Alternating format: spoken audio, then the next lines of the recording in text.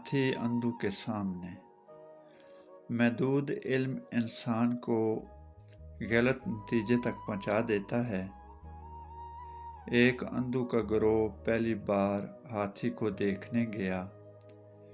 کسی نے اس کی سونڈ چھو کر کہا، ہاتھی سانپ جیسا ہے۔ کسی نے ٹانگ چھوئی تو کہا، درخت کا تنا ہے۔ کسی نے کان چھوا تو سمجھا، مدہوش کر دینے والا پنکھ ہے۔ رومی کہتے ہیں، ہماری نظر بھی سچائی کی صرف ایک جھلک دیکھتی ہے، حقیقت پوری تب ظاہر ہوتی ہے جب دل روشن ہو۔ شیر اور خرگوش۔ عقل اور تدبیر طاقت پر غالب ہے۔ ایک جنگل میں شیر ہر جانور کو ڈرا کر روزانہ شکار منگواتا تھا۔ ایک دن خرگوش نے دیر سے پہنچ کر کہا کہ ایک دوسرا شیر بھی خود کو بادشاہ کہتا ہے۔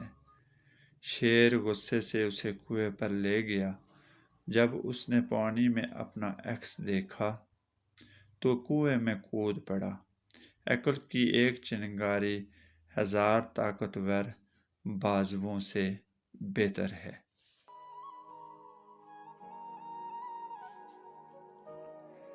طوطی اور تاجر۔ ایک تاجر کا طوطا پنجرے میں قید تھا۔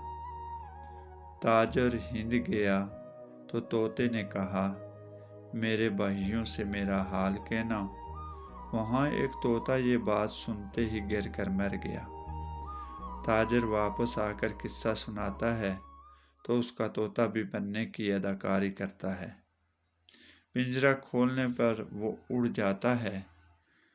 مولانا رومی سمجھاتے ہیں، انسان کا اصل وطن روحانی آزادی ہے۔ قید خواہشات Subscribe my سے YouTube نکلنے پر channel. Press the he bell icon. پرواز Select all for more videos.